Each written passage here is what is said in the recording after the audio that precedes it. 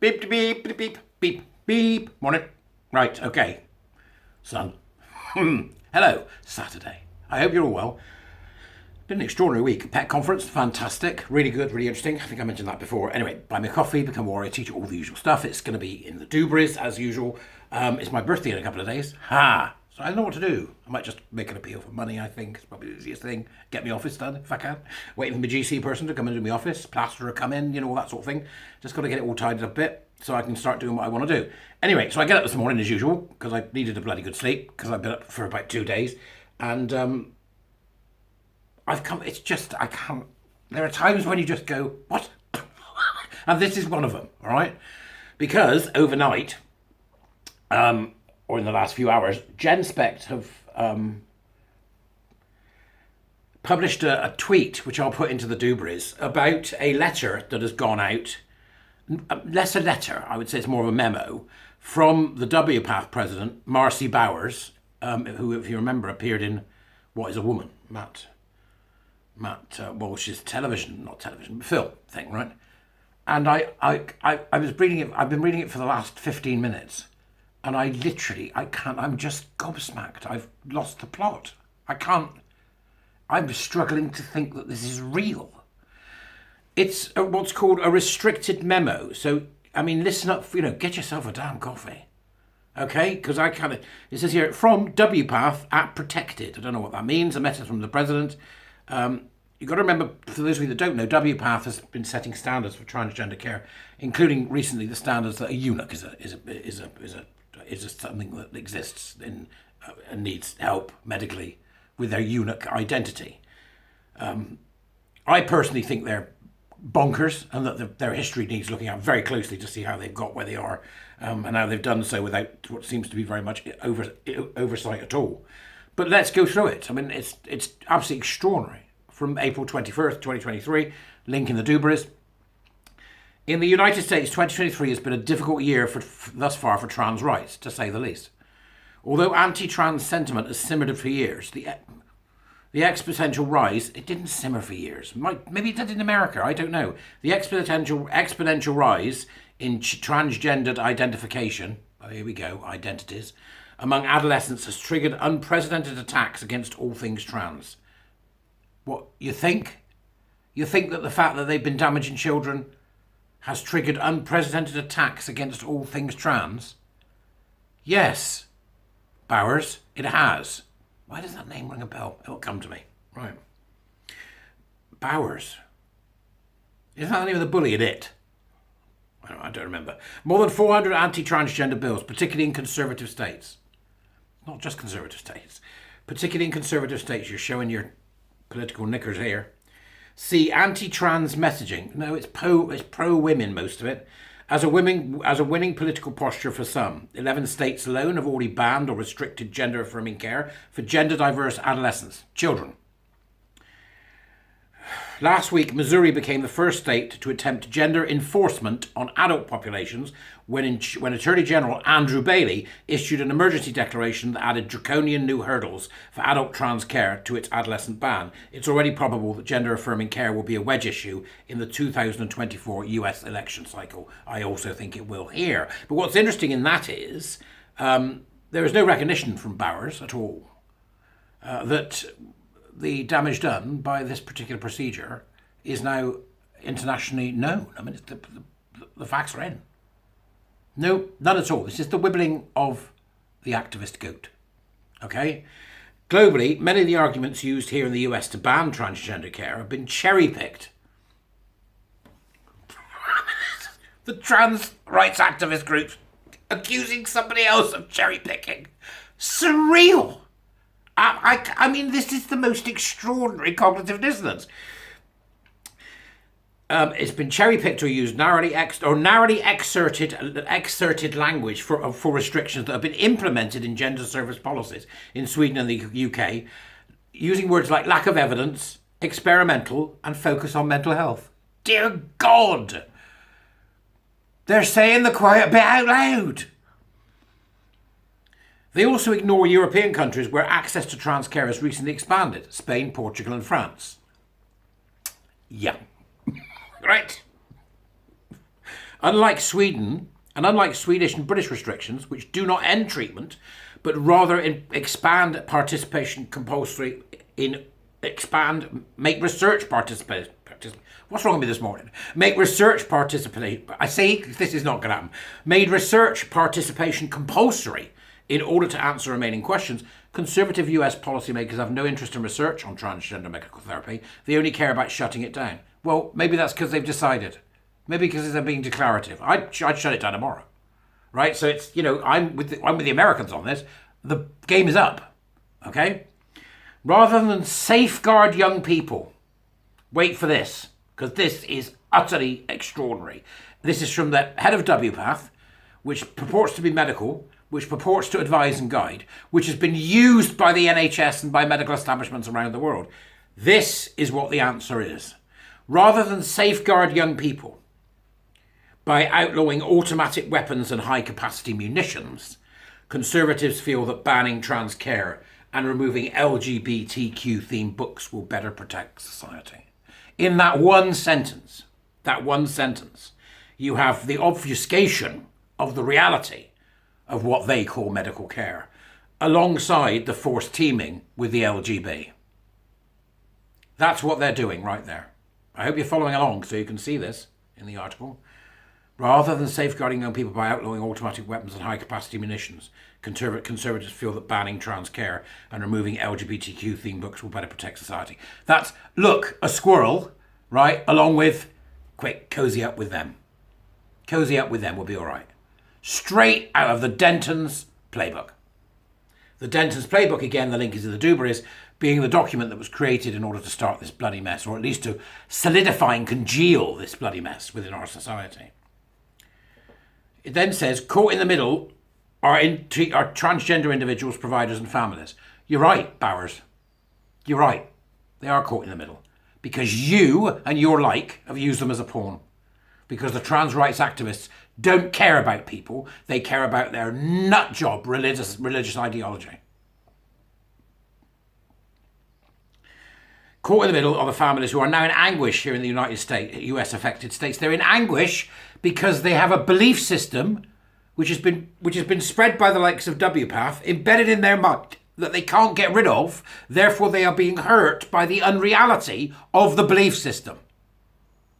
That's what's hurting. It's not reality that's hurting them. It is the anchoring in the unreality of gender identity, which does not exist and was made up by John Money, Kinsey and his bloody crew in the 50s and 60s. It doesn't exist. There are just people in distress, or fetishists, or paraphiliacs, or LARPing kids, which is what seems to be a lot of them are. WPATH membership continues to receive stories of growing despair, clinics closing, families moving or seeking healthcare out of state. Suicidality and desperation are again needlessly in play, invoking the shadow of the suicidal individual in a bravuro display of emotional blackmail from someone who purports to be the leader of this WPATH organisation, which I think now requires in Britain a public investigation, a full public inquiry into how they ever got listened to in the first place.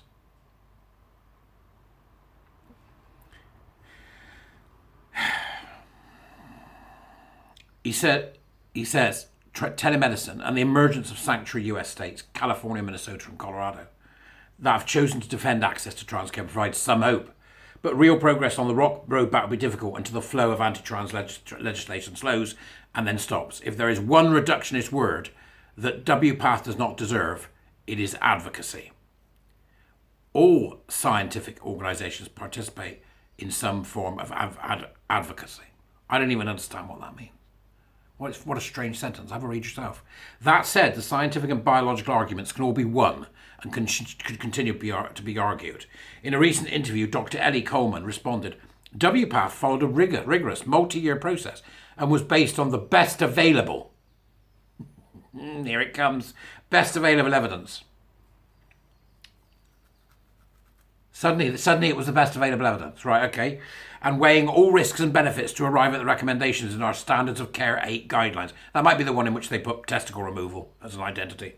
Our multi-step methodology is clearly set forth in the guidance themselves.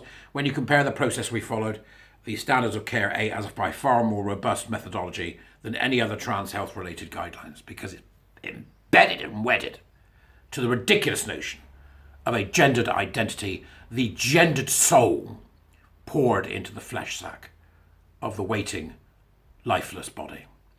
It's cobblers. We had 119 experts from around the world involved. This is science by consensus, folks. See it? Developed questions which form the basis of systematic reviews. Used a consensus-based approach. Consensus-based approach. My lived experience. Used a consensus-based approach involving all committee members to arrive at our conclusions, and then graded the strength of our recommendations. We had an extensive period of public comment on a draft of those Standards of Care 8 guidelines, and this input was checked against the available evidence, resulting in the final version. The rationale for recommendations is clearly explicated in the SOC8, referencing the extant research. WPATH stands behind our process and conclusions. Well, this requires a full investigation.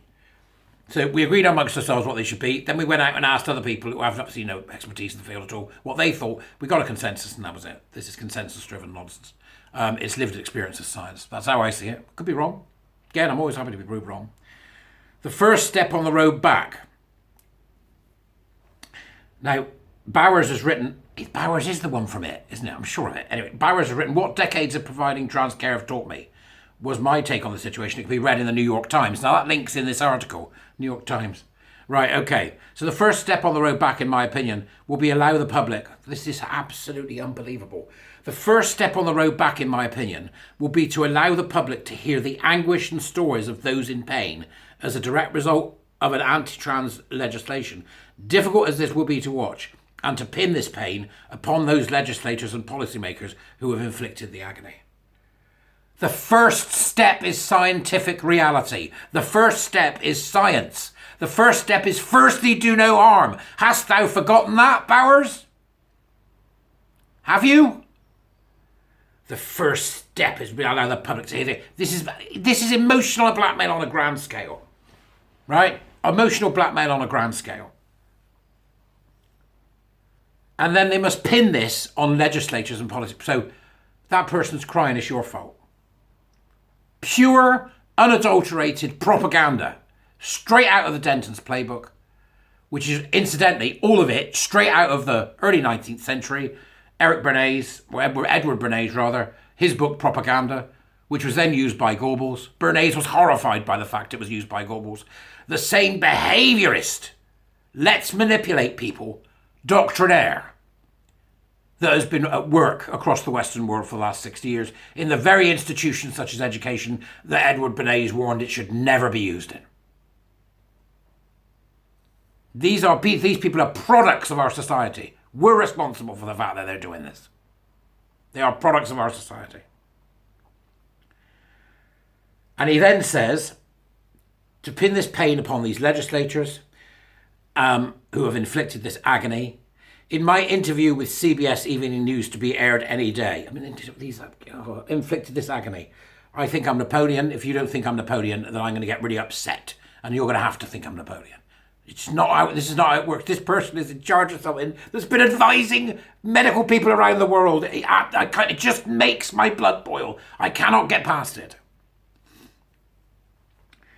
Right. He then says, the moment we are in reminds me of San Francisco's Harvey Milk and his plea to gay persons to come out. You disgusting individual. You absolutely disgusting Trojan horse of an organisation.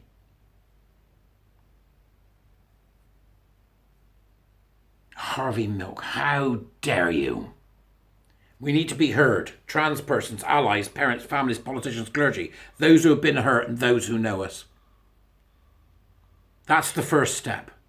The first step is to emotionally manipulate the world. The second step on the road back would be to unite disparate causes in our fight against a common foe. Here we go. An attack on trans care is an attack on women. No, it's not. It is an attack on black people, brown people and Asian people. The force teaming now is, they're screaming into the void at this point. The forced teaming is so extraordinary. It is an attack on Jewish, Muslim, Hindu, Sikh and true Christian communities. The implication being that if you do not believe this and you are a Christian, you are not a true Christian. The implication being that if you do not believe the medicalization, sterilization and mutilation of children is something that should be allowed to occur, then you are no longer a Christian. They are the opposite of what they say they are. They are the opposite of what they say they are. WPATH must fall.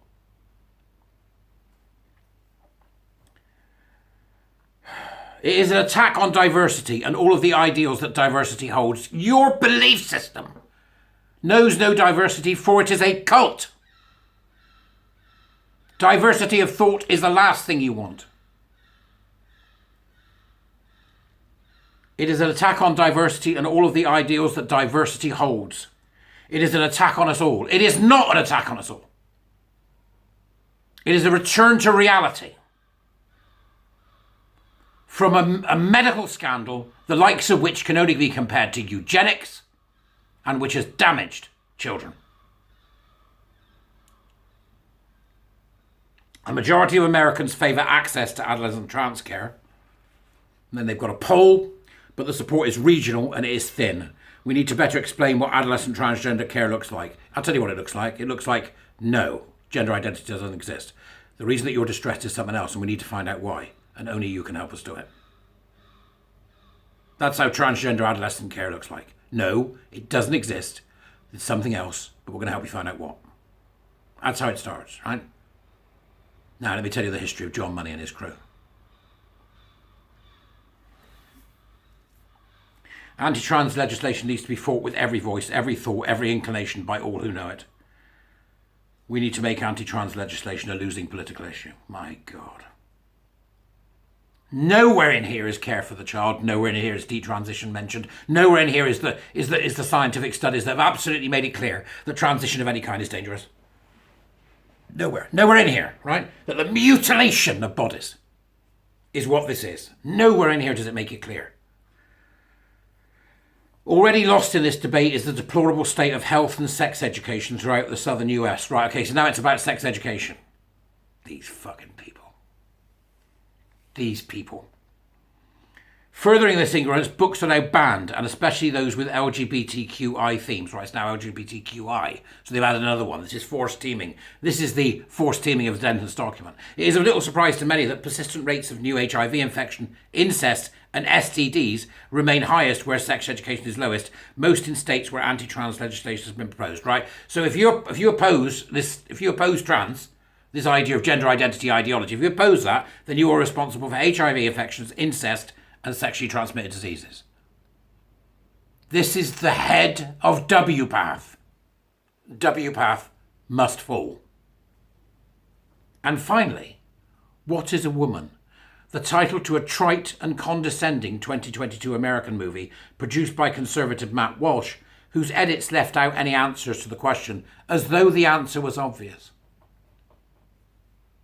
Now, before I read the next bit, and you hear it, think to yourself, remember, we're talking here about a medical situation. WPATH advising medically. What was cut from this piece, what is a woman, was reality, that nature lacks a definitive answer to the question. Because there is no biological measure, not chromosomes, not hormones, not anatomy, nor any of the 6 other biological markers of sex. A woman is what society sees based upon the gender identity the individual projects. You are your clothes, effectively. This is the dribblings of an insane person in my book. But then I could be wrong. What do you reckon? Mad? Or bad? Or both? Who knows? Sex and gender are complicated and diverse. Now they bring in gender.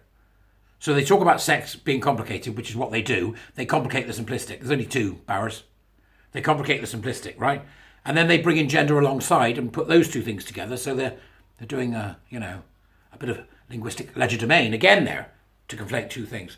Our sex and gender are complicated and diverse, but let us explain the phenomena, not allow the issue to be put back in the societal closet. It isn't a phenomena. It's a made-up nonsense. Right? The phenomena is that so many clever people fell for it and are now having a job rowing back. From doctors in various medical schools to presidents, right, have fallen for gender identity ideology in exactly the same way as people fell for eugenics when that raised its ugly head prior to the First and Second World War in America. Ultimately, what terrifies conservatives most is that gender diversity is a force of nature that can no longer be contained by religious conscription or enforcement of a gender binary. This is a political screed.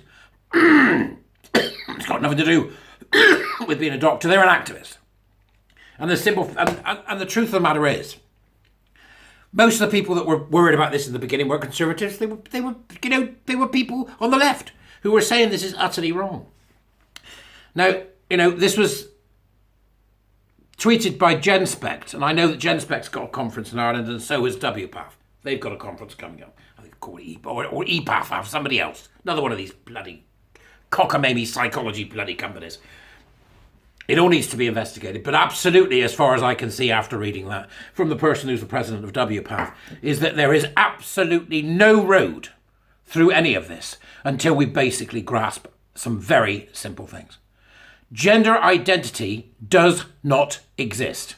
Any provision that does not begin with that simple fact, any provision that does not begin for adolescents with terrifying the crap out of them with what this stuff does, is not worth bothering with. Not worth bothering with. There are only children in distress. Only children in distress. Right? And there's no such thing as gender identity. And I don't care if you're who the hell you are, GenSpec, me, anybody. If you're going to provide a service and that service does not start with gender identity doesn't exist, then you are part of the problem and you are not part of the solution. The first thing that happens when you discover a secret argot, what's argot? Which is the language used by often what was a hidden organisation, a good word, argot. Once you have the argot, you don't use it. We identify the argot. What is the language that these cultists use? And we identify that argot and we refuse to use it. And that would be, first of all, with a straightforward statement. Gender identity does not exist. Therefore, you do not call whatever it is you're doing a gender service. Right? It is a service for adolescents or children or adults who are in distress. When they say, well, I'm uncomfortable with my gender identity, well, you say, well, gender identity doesn't exist. That's why you're uncomfortable.